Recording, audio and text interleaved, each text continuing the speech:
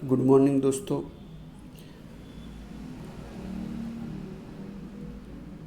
कक्षा 12 के नामा के मूल तत्व विषय के वर्गों में आज हम शेयर पूंजी के हिसाब अंतर्गत जब शेयर प्रीमियम से निर्गमित किए जाए उस संदर्भ में पढ़ाई करने वाले हैं। दोस्तों, शेयर प्रीमियम से निर्गमित करने के संदर्भ में आवश्यक जानकारी प्राप्त करें तो जब कंपनी की बाज़ार में प्रतिष्ठा अधिक अच्छी हो, लाभकारिता ऊंची हो, मानी कंपनी ज़्यादा मुनाफा दूसरी कंपनी की तुलना में ज़्यादा लाभ प्राप्त करती हो, आंतरिक और बाह्य स्थिति अनुकूल हो और कंपनी ने पहले से निर्गमित किए हो और उसकी बाज़ार कीमत शेयर की दार्शनिक कीमत की अपेक्षा अधिक हो, तब कंपनी अपने शेयर मूल कीमत की अपेक्षा अधिक कीमत पर निर्गमित कर सकती है। माने कंपनी की प्रतिष्ठा अच्छी हो, कंपनी का मुनाफा दूसरी कंपनियों की तुलना में ज़्यादा हो, कंपनी के आंतरिक और बाह्य जो स्थिति है, परिबल है, वो अच्छे हैं और कंपनी ने पहले जो शेयर निर्गमित किए हैं उनकी बाजार कीमत उसकी दार्शनिक माने मूल कीमत से अधिक हो, तो ऐसी स्थिति में कंपनी मूल कीमत से अधिक कीमत पर शेयर निर्गमित कर सकती है। और दोस्तों, जब कंपनी मूल कीमत की अपेक्षा अधिक कीमत पर शेयर निर्गमित करे तब शेयर प्रीमियम से निर्गमित किए ऐसा कहेंगे। मानी जब कंपनी शेयर की दार्शनिक कीमत या मूल कीमत की अपेक्षा अधिक कीमत से शेयर निर्गमित करे तो उसे प्रीमियम से निर्गमित किए गए शेयर ऐसा कहा जाएगा। कंपनी जब अपने शेयर प्रीमियम से निर्गमित करे तब शेयर की कीमत की अपेक्षा अधिक प्राप्त रकम एक अलग खाते में जमा की जाती है। मानी कंपनी जो अधिक कीमत से शेयर निर्गमित कर रही है उसके लिए एक अलग खाता खोला जाएगा और कंपनी कानून के अनुसार यह रकम माने जो प्रीमियम की रकम प्राप्त हुई है वो प्रतिभूति प्रीमियम खाता या प्रतिभूति प्रीमियम अनामत खाता में ले जाई जाती है।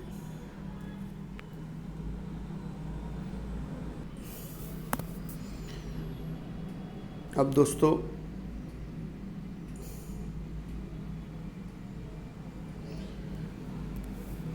जब प्रतिभूति प्रीमियम माने प्रीमियम से शेयर निर्गमित किए जाए तो ऐसे इस स्थिति में ध्यान में रखने योग्य मुद्दे निम्नानुसार हैं।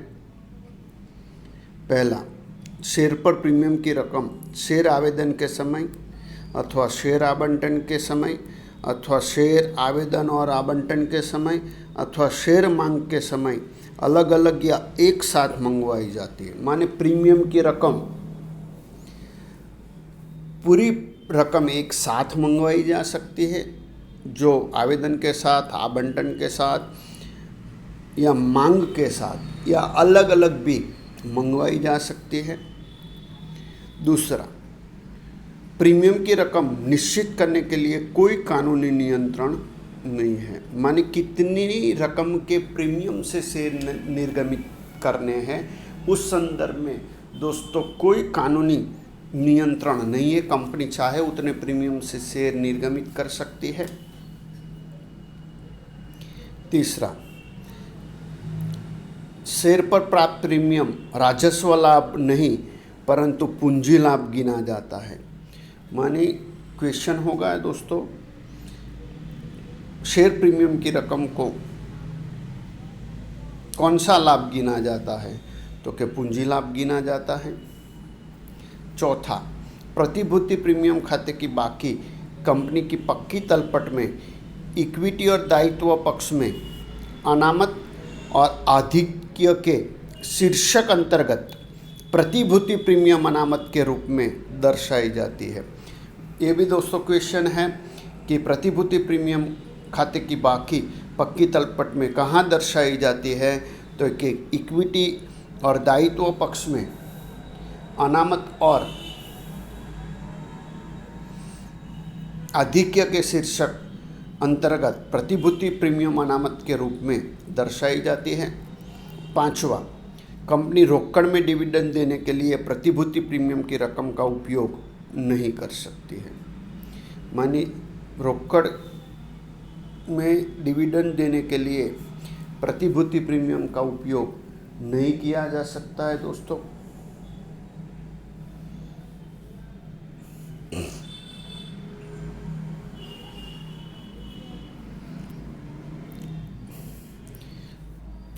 अब दोस्तों प्रतिभूति प्रीमियम अनामत की रकम के उपयोग के संदर्भ में कंपनी कानून 2013 की कलम 52 अंतर्गत भाग 2 के अनुसार निम्न बातें कंपनी को ध्यान में रखनी होगी, जिसमें पहला, कंपनी प्राथमिक खर्च अपलिखित करने के लिए प्रतिभूति प्रीमियम अनामत का उपयोग कर सकती है।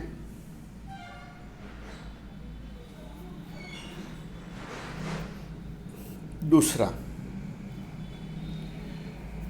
कंपनी द्वारा शेयर या डिबेंचर निर्गमित करते समय हुआ खर्च, कमीशन या दिया बट्टा को अपलिखित करने के लिए भी कंपनी प्रतिभूति प्रीमियम अनामत का उपयोग कर सकती है।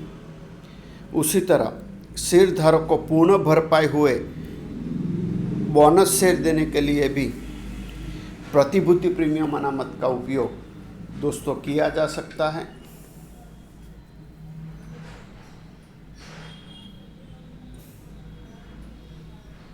चौथा, कंपनी द्वारा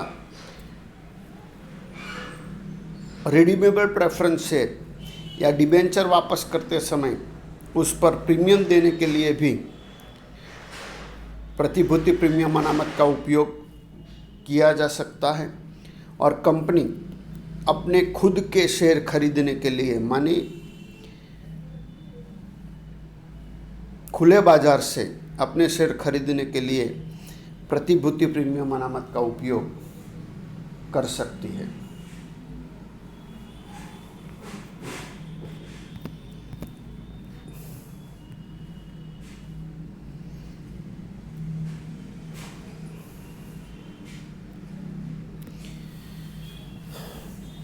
अब दोस्तों शेयर जब प्रीमियम से निर्गमित किए जाए तब उसका हिस्सा भी लेखा कंपनी के बही में किस प्रकार होगा, उस संदर्भ में हम जानकारी प्राप्त करेंगे। तो सबसे पहला, आवेदन के समय की प्रविष्टि। तो क्या दोस्तों आवेदन के लिए भी 2 प्रविष्टि होगी। जब आवेदन की रकम प्राप्त हो, माने शेयर प्रीमियम की रकम आवेदन के साथ मंगाई गई हो। दोस्तों सभी प्रविष्टि प्रीमियम की रकम के संदर्भ में बताई गई है। तो जब आवेदन की रकम प्राप्त हो कंपनी को और उसमें प्रीमियम भी मंगवाया गया हो तो प्रविष्टि होगी बैंक खाता उधार, वो शेयर आवेदन खाते का। और यहाँ रकम जो आपको लिखनी है दोस्तों, वो शेयर प्रति शेयर मंगाई गई रकम जो प्रीमियम के समेत आपको लिखनी है कुल रकम। अब दोस्तों आवेदन की रकम मंगवाई जाए, उसके बाद में आवेदन स्वीकृत हो तब प्रविष्टि होगी शेयर आवेदन खाता उधार, वो शेयर पूंजी खाते का, वो प्रतिभूति प्रीमियम खाते का। यहाँ दोस्तों शेयर की जो शेयर पूंजी के रूप में रकम मंगवाई गई है वो शेयर पूंजी खाते लिखी जाएगी, जबकि प्रीमियम के रूप में जो रकम मंगवाई गई है वो प्रतिभूति प्रीमियम खाते आपको लिखनी होगी दोस्तों। अब आवेदन के बाद दोस्तों आवंटन के संदर्भ में प्रविष्टि होगी। तो क्या जब आवंटन की रकम मंगवाई जाए और वो प्रीमियम के साथ मंगवाई जाए तो प्रविष्टि होगी दोस्तों शेयर आवंटन खाता उधार, वो शेयर पूंजी खाते का, वो प्रतिभूति प्रीमियम खाते का। दोस्तों यहाँ शेयर पूंजी खाते, शेयर पूंजी के रूप में जो रकम मंगवाई गई है वो लिखी जाएगी और प्रतिभूति प्रीमियम खाते में जितनी रकम प्रीमियम के रूप में मंगवाई गई है वो लिखी जाएगी। अब रकम मंगवाने के बाद रकम जब प्राप्त होगी तो प्रविष्टि होगी बैंक खाता उधार और शेयर आवंटन खाते का। अब शेयर आवंटन की रकम की दो प्रविष्टि के बाद दोस्तों मांग, शेयर प्रथम मांग की रकम मंगवाई जाए तो प्रविष्टि, पहली प्रविष्टि होगी दोस्तों शेयर मांग खाता उधार, वो शेयर पूंजी खाते का, वो प्रतिभूति प्रीमियम खाते का। पूंजी के रूप में जो रकम मंगवाई गई है वो शेयर पूंजी खाते और प्रीमियम के रूप में मंगवाई गई रकम दोस्तों शेयर प्रीमियम खाते आपको लिखनी है। अब रकम प्राप्त हो तो दोस्तों आपकी प्रविष्टि होगी बैंक खाता उधार और शेयर मांग खाते का। इस प्रकार दोस्तों आपको प्रविष्टि लिखनी है। माने नमूने की प्रविष्टि हमने देख ली। अब दोस्तों इस संदर्भ में जब शेयर प्रीमियम से निर्गमित किए जाए तब किस प्रकार प्रविष्टि लिखेंगे उस संदर्भ में उदाहरण नंबर 7 की पढ़ाई हम करेंगे। तो उदाहरण नंबर 7 की रकम दोस्तों देखें तो दोस्तों जिन बच्चों ने अपनी किताब साथ में नहीं ली है वो अपनी किताब साथ में ले लेंगे, क्योंकि आपको किताब की आवश्यकता रहेगी।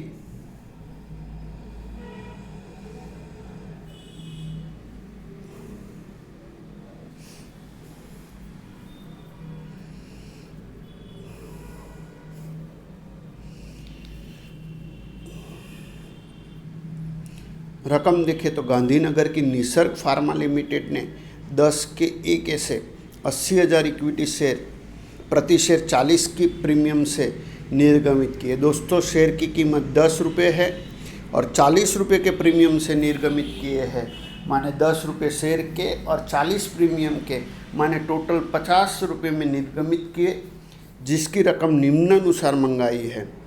शेयर आवेदन के समय प्रति शेयर 14 रुपये, जिसमें 10 रुपये प्रीमियम के हैं। तो दोस्तों 4 रुपये शेयर के होंगे और 10 रुपये प्रीमियम के। इस प्रकार से 14 रुपये मंगवाए हैं। आवंटन के समय प्रति शेयर 33 रुपये, जिसमें 30 रुपये प्रीमियम के, तो 3 रुपये शेयर के दोस्तों और 30 रुपये प्रीमियम के, और अंतिम मांग में प्रति शेयर 3 रुपये, जिसमें कोई प्रीमियम नहीं है, तो शेयर के 3 रुपये। तो इस 3 के मिला के शेयर के 10 रुपये हो गए दोस्तों, और यहाँ 10 प्रीमियम और 30 प्रीमियम मिला के 40 रुपये प्रीमियम के। इस प्रकार रकम मंगाई गई है। कंपनी को 85,000 इक्विटी शेयर के लिए आवेदन मिले थे। दोस्तों शेयर 80,000 निर्गमित किए थे, कंपनी को 85,000 आवेदन मिले, माने 5,000 अधिक आवेदन मिले हैं। अब अतिरिक्त आवेदन अस्वीकृत किए गए और उन पर आवेदन के समय प्राप्त रकम आवेदकों को वापस की। आवंटन और अंतिम मांग के समय लेनी रकम समय से मंगाई गई थी। दोस्तों उचित समय पर रकम मंगाई गई थी, लेकिन देवामी ने धारण किए 2,000 शेयर पर आवंटन और अंतिम मांग की रकम के अलावा सभी शेयर पर संपूर्ण रकम मिल गई थी। कंपनी की बही में उपरोक्त व्यवहारों के लिए प्रविष्टि लिखिए। तो दोस्तों कंपनी के बही में आवश्यक प्रविष्टि हमें लिखनी है। अब हम प्रविष्टि लिखेंगे। आपको रकम आपकी किताब में देखते जाना है।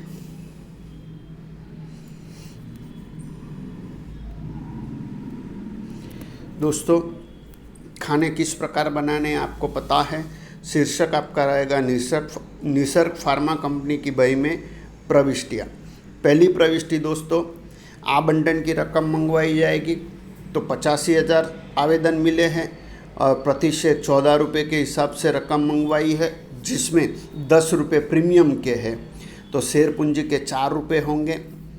तो रकम मिलेगी 85,000 गुना 14 के हिसाब से 11,90,000। तो पहली प्रविष्टि होगी बैंक खाता उधार 11,90,000। वो इक्विटी शेयर आवेदन खाते का 11,90,000। विवरण लिखा जाएगा 85,000 शेयर के लिए आवेदन पत्र पर प्रति शेयर 14 रुपये के दर से रकम मिली उसके। अब दोस्तों, आवेदन की रकम प्राप्त हो गई, उसके बाद में आवेदन स्वीकृत किए जाए तब दूसरी प्रविष्टि होगी। अब इस प्रविष्टि में दोस्तों रकम जो 14 रुपये मंगवाई है उसमें 4 रुपये शेयर पूंजी के हैं और 10 रुपये प्रीमियम के हैं। अब हमें आवेदन 85,000 शेयर के मिले, लेकिन स्वीकृत 80,000 शेयर किए गए हैं। तो 5,000 अतिरिक्त शेयर अस्वीकृत किए, जिसकी रकम वापस देने के लिए बैंक खाता जमा किया जाएगा और उसमें वापसी होगी 5,000 शेयर गुना 14 रुपये के हिसाब से 70,000 और 4 रुपये के हिसाब से शेयर पूंजी खाता जमा होगा और बाकी 10 रुपये के हिसाब से प्रतिभूति प्रीमियम खाता जमा करना होगा। तो हमारी प्रविष्टि होगी इक्विटी शेयर आवेदन खाता उधार 11,90,000 और इक्विटी शेयर पूंजी खाते का 3,20,000 और प्रतिभूति प्रीमियम खाते का 8 लाख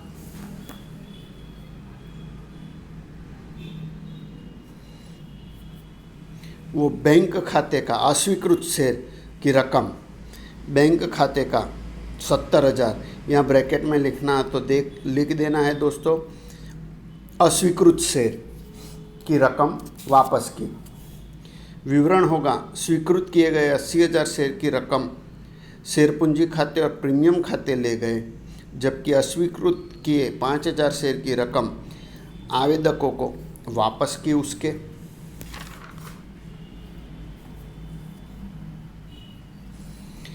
अब दोस्तों, आवेदन की प्रविष्टि के बाद आवंटन के वक्त प्रविष्टि की जाएगी। तो आवंटन के साथ दोस्तों 33 रुपये मंगवाए हैं, जिसमें 3 रुपये शेयर पूंजी के संदर्भ के हैं और 30 रुपये प्रीमियम के हैं। तो टोटल 33 रुपये मंगवाए जाएंगे। तो 80,000 गुना 33 करने पर 26,40,000 गुणनफल होगा। तो हमारी प्रविष्टि होगी इक्विटी शेयर आवंटन खाता उधार 26,40,000 वो इक्विटी शेयर पूंजी खाते का 2,40,000 80,000 गुना 3 और प्रतिभूति प्रीमियम खाते का बाकी की रकम 24 लाख। अब रकम प्राप्त होगी दोस्तों, तब हमें ऐसा बताया गया है कि देवामी जो है उसके 2,000 शेयर स्वीकृत किए गए थे, लेकिन वो आवंटन की रकम नहीं भर रही है। तो उसके 2,000 शेयर आवंटन के वक्त 33 रुपये मंगाए गए, वो 33 रुपये के हिसाब से 66,000 नहीं भर रही है। तो बाकी की रकम होगी 25,74,000 या 78,000 गुना 33 करने पर आपको गुणनफल मिलेगा 25,74,000। उतनी रकम मिल रही है। तो प्रविष्टि होगी बैंक खाता उधार 25,74,000 और इक्विटी शेयर आवंटन खाते का 25,74,000। अब दोस्तों, यहाँ बाकी मांग का खाता उपस्थित किए बिना प्रविष्टि लिखी है। अब अंतिम मांग के संदर्भ में प्रविष्टि देखें तो अंतिम मांग के वक्त दोस्तों प्रति शेयर 3 रुपये मंगवाए गए हैं, जिसमें प्रीमियम नहीं है। तो तो 80,000 गुना 3 करने पर 2,40,000 अंतिम मांग है।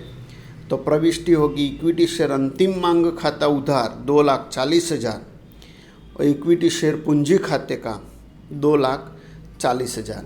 अब जब रकम की प्राप्ति होगी तो दोस्तों देवामी जो है उसके 2,000 स्वीकृत शेयर है, वो 3 रुपये के दर से अंतिम मांग भी नहीं भर रही है, माने 6,000 अंतिम मांग के वो नहीं भर रही है। तो बाकी 2,34,000 कंपनी को प्राप्त होंगे। प्रथम मांग की 2,40,000 की रकम से 6,000 नहीं प्राप्त हुए तो 2,34,000 कंपनी को प्राप्त होंगे। तो प्रविष्टि होगी बैंक खाता उधार 2,34,000 और इक्विटी शेयर अंतिम मांग खाते का 2,34,000।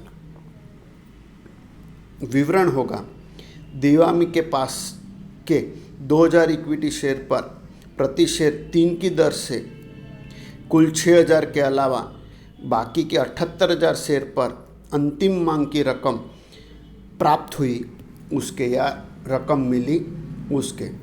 तो दोस्तों जब प्रीमियम से शेयर निर्गमित किए जाए तो आपको उदाहरण नंबर 7 के आधार पर प्रविष्टि लिखनी होगी।